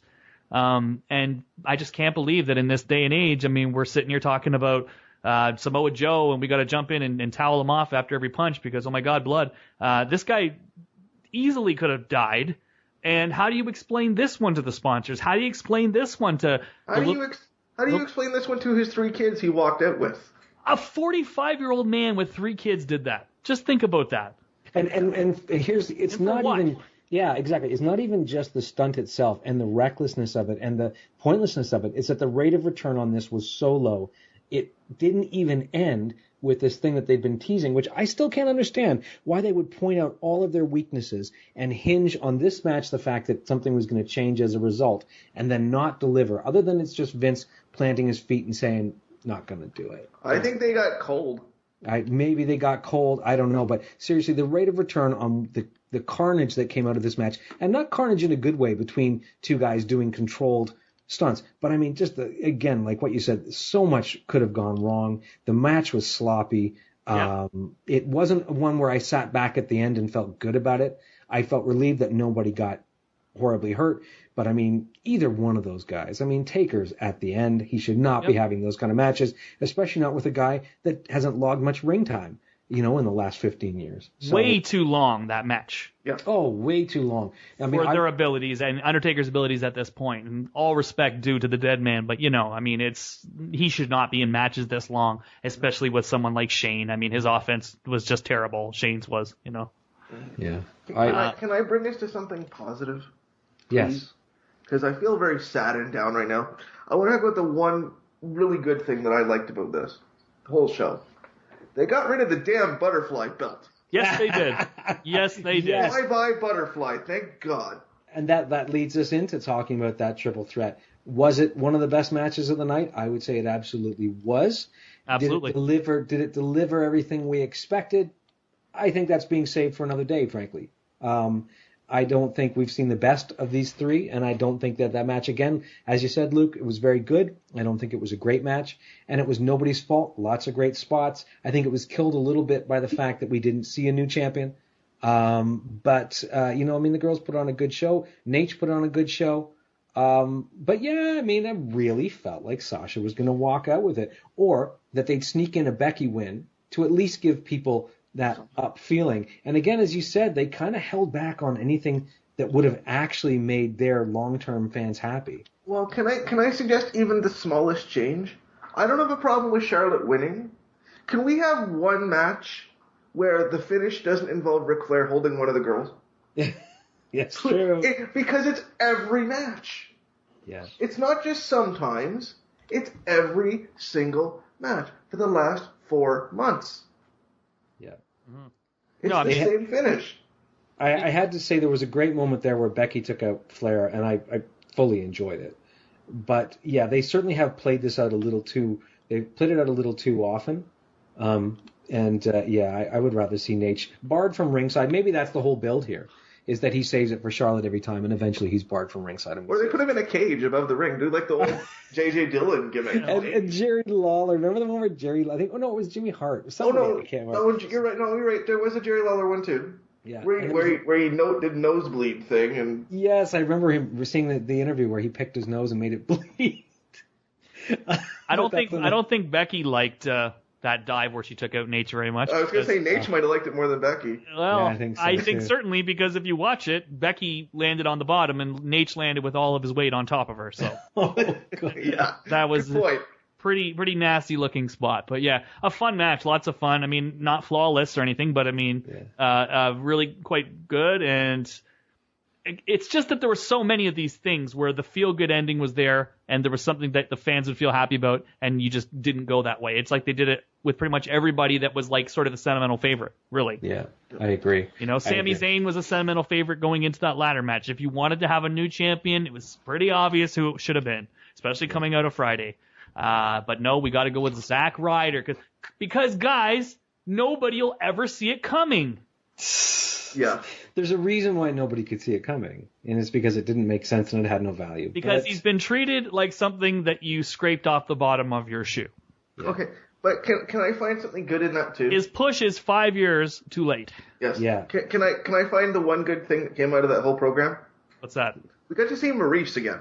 Maurice is back. Maurice is back. Is that permanent? Do we know? I don't know, but I've heard she's back, so I don't know if that's like perma or she's just around for like a program, but she's back for now, so enjoy it, folks. And that means Miz gets to ride that wave for a little while. Yep. I imagine he'll have the title for a bit. You know what? Not every married couple has chemistry on camera, and those two, they definitely do. So yeah. I'm all for it. I don't. If they're just going to play around with the IC title, which they are, then that's a whole other line you went to. Yeah. but then Miz is as good as anybody. If it's going to be an undervalued championship, put it on Miz for a while. Why not?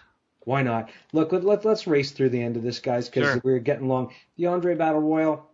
This was, again, I don't know what they were thinking. This entire match was composed of lower mid-card wrestlers, retired guys who shouldn't be in the ring, and then Shaq. When you talk about Zack Ryder's push being 5 years too late, how many years too late is Shaq as a celebrity entrant? 7. At least 7. Well, when I saw it with Shaq, I don't think I did a double take. I think I did like a quadruple take. I was what? Well, you also have to do the quadruple take because they're in there on the commentary saying, Big Show, the largest athlete in the world. And then Shaq is standing taller. Yeah, Shaq is considerably taller, and he's standing nose to nose with them as they say it. So that's great when he comes in and makes your biggest guy look like a smaller guy. So that's great. That's awesome. Yeah. Baron Corbin won. Next. Baron Corbin won. Okay, but I thought that was good too. What? Because Corbin at winning? least you're going to do something with Corbin. Well, Corbin has something to say for himself. Unfortunately, the lineage of the Andre Battle Royal doesn't really lend itself to boosting your credibility. But at the very least, like I said, if he goes back to NXT to do a few drop-in shows, he can go back and gloat that he won at the very first WrestleMania. he can be the arrogant main roster guy. Yeah, Comes back like, oh, you jobbers are still down here, and they called me up. Here's the thing with Corbin, though. Yeah. The reason he gets called up, look at the guys that got called up. Enzo and Cass. Cass is enormous. Yes. Yeah. Apollo, he's not tall, but he's got a super big physique. Yes. Yeah. Okay. And then we got Baron Corbin, who's tall. Okay. Well, yeah. Go ahead. I was going to say, I got the vibe that Cruz wasn't staying. Yeah, I did too. It felt a little bit like it was just a test. A filler. Or like a little test run. See what happened. Bottom line is this. Baron Corbin in NXT is special because he's big. You put him on the main roster, he's not that big. No. He's not. So if all he had is that he's big, and now he's going to have to get by on his merits alone, what are his merits? And especially if they're giving him these scripted promos. So, you know. Well, at least they put him in there with a smaller guy in Dolph, and he beat up Dolph, and that was fine. Oh, sure. Night one, they treated him fine. Where's he going to be in a month? Yeah. No, I don't disagree. You know? See Tyler Breeze. I'm not saying he won't be doing well. I'm just like, when you introduce all these guys at once and you look at the ones they called up, because Triple H has nothing to do with who gets called up. Yeah. That's up to one man. Those are his picks. So that goes to show you his eye for talent. You know, that's who he thought is ready. Those guys. So we'll see how Baron Corbin does on the main roster. But yeah, they had him come in and win this one, and big surprise, folks. And I told you there was a big name that would be in this battle royal, someone people weren't expecting, and Shaq was that guy. So thanks for the head up. He's a recognizable name, though. You can't say that he's not. Well, you know what? My phone rang when the Shaq thing came on. I had to take phone calls. Like about the Shaq thing? Yeah. Who was calling? I had 4 or 5 different people text me or call me. Wow. Going, why is Shaq there? Why is this really happening, and why is it happening? Oh. And this is why I called you the most respected man in wrestling journalism. You're the guy people come to for answers. That's right. I try. We have to go from one negative match topic to another negative segment topic. Rock comes out and does his little shtick, the Rock shtick. And let me just say this before we go any further. I like The Rock. I find his movies fun. He's an interesting dude. But Rock, you got to go away for us to miss you. And it just seems like you're always there. He's not special anymore. When I see The Rock come out, I don't feel like I'm seeing something amazing. I'm kind of like, was he ever gone? How long has it been? Rock comes out, does his little bit. He's approached by the Wyatts, which results in them breaking the shortest WrestleMania match time in history. What was the original shortest WrestleMania match, Sean? 9 seconds, WrestleMania 1, Bundy versus S.D. Jones. Didn't somebody beat that? Wasn't there the Atom Bomb Mabel match? Wait, yeah, the Atom Bomb Earthquake match. Earthquake, thank you. And I think they tried to beat it with Kane and Chavo Guerrero or something. Right, but wasn't that just the shortest title match? It wasn't necessarily the shortest match? I don't know. It was just the shortest title. But anyway, yeah. Rock has the old tearaway pants, and he's got his gear on. And yeah, Rock, of course, has got his gear on. As Dolph Ziggler tweeted the next night, guys, always wear your gear to WrestleMania. You never know when you're going to get thrown into a match. So thank God Rock was ready. Regardless, when you don't book the Wyatts for WrestleMania and you've got something quote-unquote special planned for them, is it really for them to get beaten down and embarrassed? Embarrassed, first of all, in this incredibly short match, and then just get trashed by Rock and a returning Cena. Again, this is one of these moments that don't make any sense, because maybe for a second, for the live crowd, they're all excited to see Rock and Cena in the same ring, but these guys aren't coming back. And the Wyatts, I would wish that they would either just bury the Wyatts, release them, and let them go on to do something else and start over, or at the very least, just follow through on something with these guys. Just follow through on something with these guys, please. And then Monday night, they beat the crap out of the League of Nations, so you figure it out. Right, well, the other group of guys that got beat up by some retired legends. Yeah, so it's the Retired Legends Beatdown Club. Wyatts against Nation, or who are they called? League of what's? League of Nations of Dominations? Okay, but were the Wyatts missing one, or is it just me? Well, Luke Harper's out with his injury. Out. Is it a knee injury? It was I wasn't aware of the knee injury. Okay. Yeah. Happened a week ago, 2 weeks ago. Okay. Yeah. I missed that somewhere. Okay. But you couldn't have a worse flip-flop on these guys. I mean, how many times over the past year have we heard that they're going to start making more out of Bray Wyatt, making more out of the Wyatts, and then flipped back on them again. It was great that Cena came out, but it really sounds like Cena's not ready to return. So look ready. The cool friends return for the weekend. What can you say? Yeah, exactly. But he made sure he got his WrestleMania paycheck. Oh yeah. But again, this is one of those things where I can guarantee you that this was pitched as this is going to be really big for the Wyatts. Yeah. And every time that they have these ideas now, it turns out to be, let's bring the legends back and have them completely clown out our big acts. And especially the Wyatts are supposed to be these monsters. And then they're supposed to come out on Monday and again, we're monsters again. It's like, no, you're not. Well, here's the thing. Because not only did they beat the hell out of them physically and easily with, being outnumbered even with Cena and The Rock. But The Rock out-promoed Bray Wyatt. He out-promoed them and he buried them. He really did bury them. And as much as I don't like to blame the guys because they're just coming back and doing their thing and they're in for one night and whatever, it's like, can't you guys lobby for these dudes to help them out a little bit? Because nobody else is going to friggin' do it. And, at the end of the day, I know that they're outsiders and maybe they don't want to overstep the boundaries, but I just don't understand it. It's like you're just going to come back, you're going to treat these guys that are here every week like garbage, and this really was treating them like garbage. I mean, I'm not over dramatizing this. It really was what happened. No. And it was hot garbage. I don't understand. It was hot garbage. So there you go. They did it again twice in one show. Too. And then they're going to pair the two groups together. Can you believe that? And what's going to come out of that? Nothing. Well, probably the end to the League of Nations, which is good for Alberto Del Rio. I know we already saw, I'm assuming that was Bad News Barrett's send-off on Raw. Is he not going off to do another movie?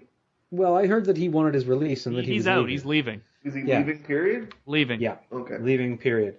So I'm assuming that was the end of that. So now there'll be a 3-man group against another 3-man group until Luke Harper comes back. But yeah, it just kind of seems like who's going to outsuck the other. I don't know. It almost feels like the Wyatts are going to be now baby faces. Which I think is a huge mistake. Yeah, it's strange. It really cuts out takes their legs out from under them because really being the creepy heels is what works for them. I don't know creepy faces are going to work that well. All right, main event time. This leads us into the main event, as we all talked about. The main event of the evening. This was the double reverse psychology. Whereas throughout the entire night, they robbed people of the happy ending they wanted. In this match, no one wanted the face to win. Nobody wanted it, and they forced it through anyway with no hiccups, no switch ups, no flip-flops. And a clean pin in the middle. A clean pin in the middle. The only thing really that you got if you wanted to feel good and you needed a good laugh was Stephanie in her ridiculous outfit. Like I've said many, many times before, if you want Stephanie to stop embarrassing herself, take your curling iron away. Because as soon as that hair gets curly, she gets a little loopy. Her crazy gear and all that stuff, and it felt like a weird replay. It felt like the old Triple H Jericho match from Mania years ago. Yeah. It was just strange. Well, what was it? The biker chick mixed with the Game of Thrones reject character. Yes, exactly. That was it. Biker chick mixed with Game of Thrones reject character. If you couldn't have a more embarrassing main event. I don't think it was either flat or they were cheering for the heel. Reigns was booed quite heavily and quite audibly. They couldn't cover it up for most of the match. And yet, when they rolled over to Raw the next night, as Roman came out for his coronation, they precursored this by saying it was a crazy crowd who'd always boo for the guys they loved and cheer the guys they hated. And really, this was really just a guy that they hated and were quite openly hateful about it. There's that little part of me that always believes that things are going to work out okay and that always believes that they've got something a little better up their sleeve. This kind of took the wind out of me because I thought at least something would happen. They did nothing, and they gave him the clean win that he probably should have got ages ago, and you didn't have the briefcase like you had last year to save him. Exactly. That's part of the problem, is that he's already won this thing. This is now the third time. Yep. This year. Is that right, Sean? Or did he win one of them last year?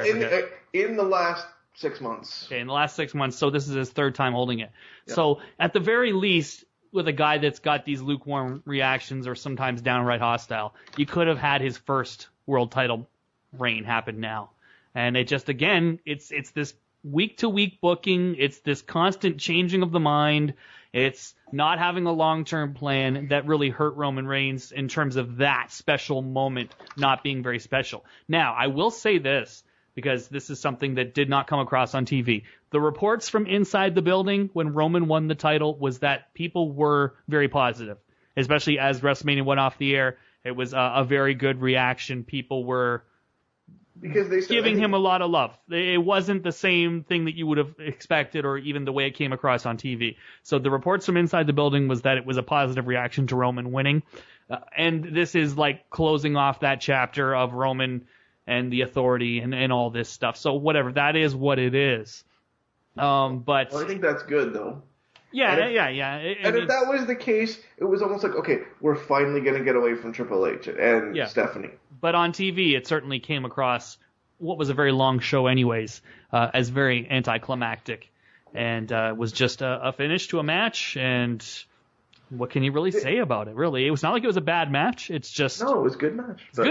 Good match. You were exhausted by then. You were exhausted by then, and there was nothing special that sort of gave you that special go-home feeling. It just was an end, and then here we go. Let's celebrate. I think there was just no positive investment in it, really. I mean, there was no outcome that people were hoping for that I think they could get behind. It really is funny because we talked about this before, that perception is reality. And if people in the audience are cheering for a guy, but it's coming across on TV as though they hate him or they're indifferent to him, I think that is something to be deeply, deeply concerned about, because those casual fans you love or the people that only kind of go by what they see on television are going to really kind of wonder why you've got a guy with a weak fan reaction being pushed as a face. So any calls from casual fans, Sean, about Roman Reigns? Was anyone even dropping that name at all? No. Okay, nothing. So that's not good. I got a lot of Shaq stuff. I got Rock stuff. I got Wyatt messages. Yeah. Why are they being made to look like idiots? I got, what was the other one? Oh, the women, a lot of the women's stuff. Right. The three girls. But nobody was talking to you about, Roman Reigns won, or just even dropping the name Roman Reigns. Nope, nothing. Right. Well, I mean, on Raw the next night, Roman came out and gave a bit of a cocky promo, telling the fans that he wasn't a bad guy, and that he wasn't a good guy, that he was the guy. So he's certainly playing up a bit of an arrogant role there. I think they're going to have to do something, and they need to acknowledge it, particularly if they're putting him in. I don't think he's much of a tweener, but he may be. But that's what that promo would lead you to believe. You know? Yeah. I don't know what you do with Roman at this point. Again, he's going to get a strip taken off of him when he gets in the ring with AJ. They have to know that going forward. I don't understand. I would think if they were so dedicated to the idea that Roman's going to be their top face, they would just keep throwing him in with guys where he had a chance of being cheered. It seems. But look at the four guys that were in the main event. Even the heels. Yeah, it's true. Was there any chance? No. Anybody he fought was going to get a better reaction than him. Unless you want to pair him with Sheamus again. Sheamus or Rusev or somebody we're not thinking of who's way underneath, who they could elevate just to have a match. It's intriguing. But again, you can't call their booking anymore. And if somebody loses a match at WrestleMania in their first match at WrestleMania in the second match of the show to Chris Jericho, it just means they're going to get a title shot. That's all. Or if you lose to Randy Orton, you get it. Or if you lose to Randy Orton, yeah. I mean, we can talk about the creative all day long for WrestleMania. I thought it was very uninspired. I thought it was a disaster in the Shane stuff, and especially because at Raw, I mean, if you didn't know and you just came in late to Raw on Monday, you would assume Shane won because Vince just put him in charge, and that didn't make any sense. He's like, you proved that you will do anything for this business, but you also proved you're an idiot by jumping off the cell and risking your life. And you're not going to upstage me. That was the line. But you're not going to upstage me, so I'll put you in charge. And leave. What? And then Stephanie and Hunter are nowhere to be seen, right? They were going to get fired if Shane won. They were nowhere to be seen at all. And from everything I'm hearing right now, for this weekend, the way things stand right now, that was Undertaker's last WrestleMania. So this goes to show how just completely backwards the creative is. And it's going to continue to be that way. Was it almost like they didn't want him to job on his last night? Is that what it was? I don't know what it was. They booked themselves into a corner by having it be him jobbing to Shane. Right, but even booking that match now in hindsight, it's like that goes to show you how little faith Vince had in any of his full-time wrestlers. because the only thing he could come up with to fill the void of John Cena and The Undertaker was going to be the match. Was Shane jumping off the cell. Like that's where his mind went for something big to sell WrestleMania. Well, here's the thing. How different are we talking if you had Seth Rollins and John Cena? That's the. Yeah, we're talking about a different show. I don't think the Shane thing would have ever happened. But I mean, just the fact that was like all he could settle on was, okay, then Shane's going to have to come back and he's going to have to jump off the cell. But I mean, so we can complain about the creative all day long. Bottom line is this. WrestleMania was the biggest attendance in the history of wrestling. It was a legitimate sellout. They had to actually downsize the staging area so they could put more people in there. Yeah. They didn't clear 100. I heard 90 something. It was 97 something. Between 97 and 98. I think I read 98. So they beat the. It was 97. Record. It wasn't 98. It was 97. Between 97 and 98. But they beat the fake record. Legit. Yeah, right. Which was not 93,000 anyway. Yeah. Closer to about 90,000 or even a bit less. I heard 78, but that's just me. So yeah, I'm not sure the exact number, but I know it was like quite a bit below 93. You always are going to exaggerate. Those numbers are for entertainment purposes only. But I mean, a $17 million gate. That's crazy. This thing was a huge business success. And all of the creative problems and all of the short-sighted decisions that they've made and all of the cool guys are back in town for the weekend stuff that we've talked about, it's something that's going to hurt WWE long-term, but it is long-term. This is not going to happen overnight. WrestleMania next year will be another huge number, another huge gate. And, I mean, if this is going to really hurt the company, it's going to be over a long 5 or 10 time. years. It's not going to happen tomorrow. 20 years. Yeah. So just remember that. I mean, it's easy to watch that show and think, for God's sakes, this company is taking a nosedive. And you know what? Ratings-wise, I mean, they were up this week for the Raw show. That's every year. Right, that's every year. But if you look at last year, it's lower than last year. So TV ratings are not telling the same story of success. No. Well, I'll wait till we hear the quarterlies when they do the financials, and they talk about. I'm sure they'll talk about the two things: the attendance at Mania and the gate for the weekend and everything that started the weekend. And network subscriptions were up, and that's what they'll talk about. Right, it's a huge feather in their cap. You know, you got to give the devil its due. I mean, they did incredible business this weekend. The show itself, creatively, not for me, but I don't think it's supposed to be. No, you're right. I really don't. I don't think I am the audience that they're looking to please at all. I would agree with you that I am in that grouping as well, my friend. Listen, we got to get out of here, guys. But before we do you think that there were any big winners or any big losers on this WrestleMania that are worth mentioning? I mean, I think I can name quite a few big losers. Who came out of this WrestleMania ahead?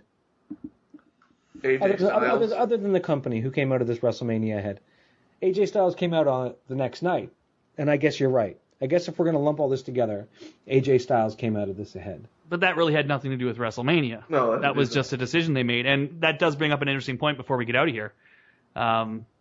You know, we have Nakamura now on TV. We have AJ Styles on TV. Kota Ibushi, as we didn't get to mention in our takeover coverage, sitting in the audience with a very Kota Ibushi goofy smile on his face. Like, it was just so Ibushi. It's not even funny, and it was awesome to see him. And the fact that they dropped his name and they put the title up there and everything. I mean, he's in. Bobby Roode, same thing, was shown on Takeover. He's in.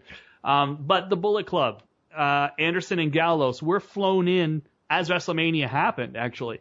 And they were backstage for Raw, and they did tweet out a picture, or Scott Hall did, should I say, of Scott Hall with Anderson and Gallows back there. They were there.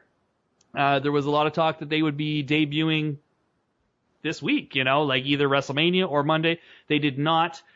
I said it. I don't feel comfortable making predictions about where WWE's going, but when you hear that AJ Styles is going to be facing Roman Reigns in the main event of the next pay-per-view, you can't help but start to think that they're going to have something to do with this. I wrote something on Monday after Raw ended. I don't know if you both saw it. I did. What was that? It said AJ versus Roman equals Bullet Club screws AJ out of title. You think they're going to screw AJ out of the title? Yep. So you're going to think that they'll turn Balor heel. What does that do to NXT? I mean, but they won't. But Balor's coming later. What does that do to Roman? Yeah, what does that do to Roman? You got these guys that got to screw AJ out of the title. I just think they're so desperate to make, like, You gotta turn Roman heel. Well, turn Roman. I almost feel like that needs to be banned again on this show. Okay, Yeah. or give Roman a group of guys to make Roman look like a leader. Do something. Well, you could obviously you could do the Shield versus the Bullet Club, and it would be a huge program. And I have heard it. I didn't even think of that. But I actually think this is more going to be them coming and assisting AJ. And AJ turns heel? That AJ is going to be with the Bullet Club, and this is going to be the introduction. But I mean, either way would work. And you said that after the show that you think it's going to be them screwing him out of the title. I actually feel like maybe I don't know that necessarily AJ wins the title, although that would be cool. But or the idea, would they even acknowledge what happened in Japan at all? Would they say like, yeah, I was wondering that too, and I don't. You guys beat me down the last time I saw you. Yeah, I just don't think they'll do that because I don't think they want to get any more people curious about what New Japan is than we have, coming out of Friday. They've mentioned the Bullet Club on the network already. Yeah, no, I know they mentioned it. We'll have to wait and see. I mean, it'd be interesting if they did follow that storyline. But when I hear that, I imagine them coming in and assisting AJ. And for God's sakes, I mean, although it kind of hurts Roman again to have his reign cut short, the idea of that's how they jumpstart the Bullet Club and AJ wins the title and that's your new top heel faction type thing. That's money. That's money. Yeah. So we'll have to wait and see. I don't want to go out on a limb, but I was what I thought. When I envisioned that in my mind, I imagined that they come in and help him. And so in your iteration of this, it's Gallows and Anderson and AJ with maybe Balor joining later? No. I think Balor will be part of the group. I think he's kind of the centerpiece of the group, really. And then he can still be a part of NXT, and I think they've shown that you can still, for the tour, I mean, he's going to be on the European tour no matter what. So that's okay, but I mean, he's not on the tapings. They haven't taped any matches with him for the next 3 weeks. So, I mean, that definitely raises some eyebrows, I would think. I think the four of them as a group, I mean, that's the way to go. I do. And then do you eventually spin off Balor versus AJ because of course, fighting for leadership in the Bullet Club? Once that thing's run its course and you've gotten your money out of it, but I think that's a really big merchandise. They're not stupid. They know how much those Bullet Club shirts sell. Hell, Sean, you're not even a wrestling fan, or you're not a wrestling T-shirt guy these days anymore, but you were considering buying a Bullet Club shirt. I still am. You still are, right? It's a cool shirt. There's money to be made, man. And can we get those at the ROH show? I just want to know. Oh yeah, they'll be there. They'll be on sale. But that's it. I mean, I think that's probably the best way to sort of cap this show off is, are they aligned with AJ? Are they, coming to get AJ? I personally think that the more money is in at first anyway with them aligned with AJ. So we'll have to wait and see. And with the way they've treated Roman for this past 15 months, I don't rule out the fact that his reign is once again cut short. I wouldn't have any complaints. Let's put it that way. I wouldn't have any complaints to see AJ champion when all this is said and done. In fact, it would make me feel pretty good if they did it early on with AJ to kind of show that they're dedicated to him. Right. Well, we saw a pretty big moment for him on Monday, so we'll have to wait and see if they have more in store for him. Or any way you look at it, I think it's a good thing to be in that main event of a world title match of any WWE show. It's huge. Exactly, especially one where they know that you're going to be the overface. They know that he's going to get the reaction that he is. He's not there. He's not there to make Roman look better. That's not what's going to happen. So they've obviously got something more planned for him. So good for AJ. And if you brought back the Shield and you did align Roman with the Shield again, I don't think that in those matches with the Bullet Club that they would boo anybody. I think they would just be loving everything about the whole thing. So it'd be like the Shield Wyatt matches. They didn't boo anybody in those either. Right. And I think that may be an idea and somewhere they may want to consider going because, if you want to blur the lines a little bit, have them be the heel group that also is very popular, that's okay. It's all right to do that. T-shirt sales. Both sides. Come on. So let's stick the fork in it, guys. What do you think? I'm all done, guys. I'm done. I'm exhausted. What a show. I'm going to let you guys send us home, and I'm going to have a short nap. Well, from myself, from the Commissioner Man, and Sean Cunningham, we thank you for listening to Super Show Lucky number 13. Check us out for much more on WrestlingAudioRevolution.com and the Spreaker Web Radio Network. Follow us at The War Zone 2008. Follow us on Facebook at Wrestling Audio Revolution. And Sean, any plugs you want to get out there? I think I'm good for the plugs, but now that we've got through the longest WrestleMania ever, hopefully everything gets better. Yay for Cesaro coming back too. We didn't even mention that, but that's awesome too. Cesaro is back, and we'll have to wait and see where the WWE creative will lead us, because you never do know. So from the Three Musketeers of Wrestle Talk Radio, we want to say peace, we want to say love, and Sean Cunningham, WrestleMania is now in the books. Why don't you tell them the rest? Wrestling, revolution.